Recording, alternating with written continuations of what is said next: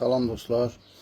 Deməli, gilasda yaşıl budama vegetasiya dövründə aparılan ümumi budama mövzusunda danışacağım və çox əhəmiyyətli bir mövzudur və düzgün aparıldıqda məhsuldarlığa, meyvənin keyfiyyətinə və ağacın sağlamlığına birbaşa müsbət təsir edir.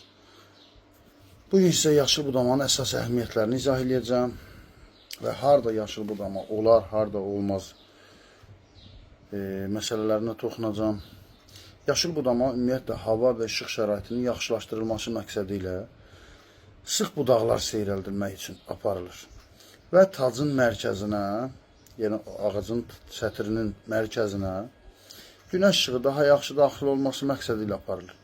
Bu da meyvələrin bərabər rəng almasına və şəkər toplanmasına və böyüməsinə kömək edir. Bu yaşıl budamanın əsas əhəmiyyəti içində birincisidir. Bu faydasının gilasa aidiyyatı yoxdur.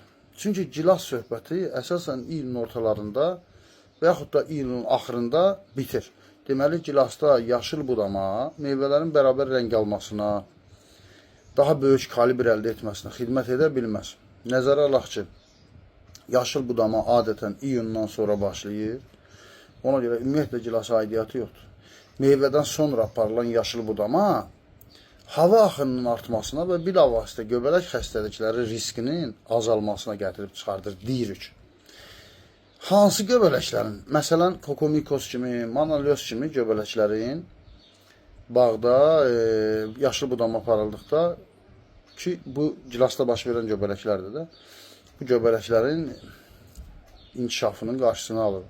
İnsafla deyək ki, yəni yaşıl budamaya ehtiyacı olmayan nə qədər bağlarımız var ki, cavandır, körpə ağaclardır, 1-2 illik bağlardır. Kokomikos və manolyozdan ciddi şəkildə əziyyət çəkir və hər gündə paylaşırlar. Bunun səbəbi havalandırmadır mı? Yəni ağacın zaten havalandırmaya ehtiyacı yoxdur. 3 dənə, 4 dənə budağı var. Heç bir kollaşması falanı yoxdur. Balaca bir tingdir, amma kokomikosdan, manolyozdan ciddi əziyyət çəkir. Yəni bunun səbəbi havalandırma ola bilərmi? Yaşıl budamada ikinci bir səbəb kimi qida maddələrinin düzgün yönləndirilməsi əsas göstərilir. İstənilməyən, zəif və ya hər hansı bir vegetativ hissənin azaldılması, budaqların çıxarılması qida maddələrinin meyvəli budaqlara və yaxud da meyvələrə yönlənməsinə səbəb olur və nəticədə də meyvənin ölçüsü və keyfiyyəti artır. Bu da tamamilə yanlışdır. Hətta kökündən yanlışdır. Meyvə seyrəldilməsindən söz gedərsə, bəli, razıyam. Digər meyvələrin kalibrinə təsir edəcək. Çünki hər bir ağacın məhsuldarlıq potensialı onun fotosintez səthindən asılıdır. Əgər fotosintez səthini dəyişdirmədən meyvə azalırsa, təbii ki, kalibr dəyişəcək. Çünki ağacın məhsuldarlığı dəyişmir. 100 meyvə də eyni fotosintez səthində 20 kilodursa, misal üçün, 50 meyvə də 20 kilo olacaq. Bunu dəfələrlə istixanada da göstərmişəm, bağlarda da dəfələrlə praktiki göstərmişəm. Yəni, demək istədiyim, hər hansı bir fotosintez səthini azaltmaqla kalibr əldə etmək qeyri-mümkündür, əksinə prosesdir. Üçüncü bir səbəb kimi də gənc meyvə budaqlarının formalaşdırılması göstərilir. Yaşıl budama ilə meyvə verən 1 illik budaqların inkişafı stimullaşdırılır. Belə bir ədəbiyyat məlumatına toxunuram da, yəni. Növbəti ilin məhsul bazası yaxşı qurulur. Bəli, doğrudur, bunu mən hər zaman qeyd edirəm. Amma yaşıl budama üçün hansısa tarixi gözləmək lazım deyil.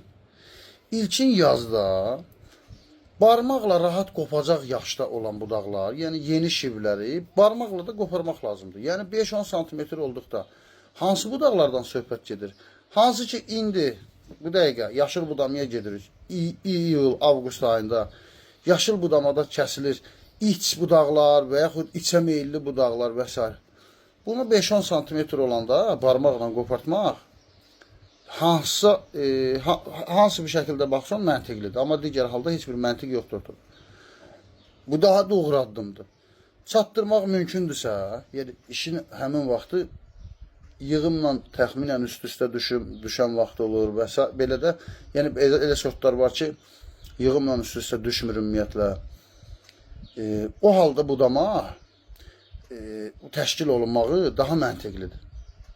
Daha gəlib yayın iyul-avqust ayında xəstəliklərə qarşı ağacların taqətsiz olduğu bir dövrdə 10-15 dəfə toksik dozada dərmanlama görmüş, zəif işləyən yarpaqlar və tükənmiş bir bitkidə odunlaşmamış budaqların kəsilməsi ilə bağa daha ciddi bir risk qarşısında qoyuruq.